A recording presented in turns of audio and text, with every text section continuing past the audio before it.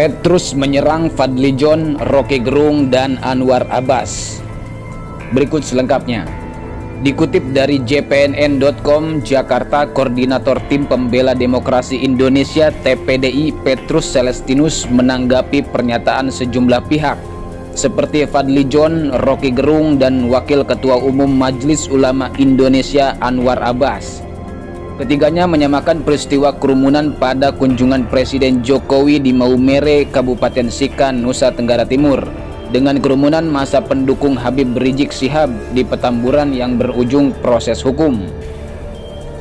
Petrus menilai kerumunan warga menyambut kedatangan Presiden Jokowi untuk meresmikan bendungan untuk food estate di Maumere berbeda dengan kerumunan massa pendukung Habib Rizik. Petrus menegaskan peristiwa kerumunan rakyat Maumere menyambut Jokowi sebagai luapan kegembiraan secara spontan tanpa motif politik dan ideologi sehingga tidak berujung pidana. Berbeda dengan kerumunan pendukung Habib Rizik, massa diundang dan terorganisir sehingga berujung sebagai tindak pidana.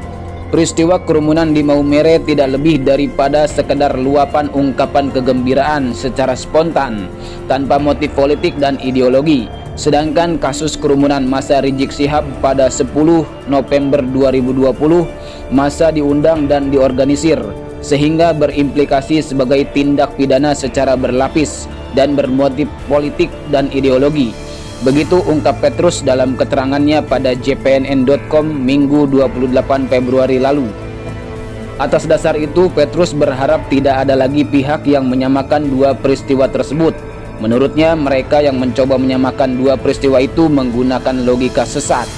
Mereka yang menggunakan logika terbalik, sesat, dan mereka yang hanya suka nyinyir melakukan politik king pada setiap aktivitas kenegaraan Presiden Jokowi dimanapun untuk memaksa publik percaya pada sikap mereka. Advokat Peradi itu mengungkapkan, mengeneralisir peristiwa kerumunan segelintir warga Maumere dengan kerumunan massa Habib Rizik jelas tidak kompatibel dan tidak memiliki dasar hukum. Perbedaan lain dari dua peristiwa itu, pada kerumunan di Maumere tidak ada ceramah dari Jokowi di hadapan warga yang berkerumun, namun hanya murni soal luapan kebahagiaan warga. Oleh karena itu, kata Petrus, aneh dan menggelikan jika Fadlijon, Rocky Gerung, dan Anwar Abbas mencoba mengeneralisir dua peristiwa tersebut. Aneh dan menggelikan jika saja orang seperti Fadlijon, Rocky Gerung, dan Anwar Abbas secara tidak bertanggung jawab dan licik mencoba mengeneralisir kasus kerumunan massa Rizik Syihab dengan peristiwa luapan kegembiraan yang menimbulkan kerumunan warga Maumere pada saat Presiden Jokowi berkunjung pada 23 Februari 2021 yang lalu. Begitu pungkasnya.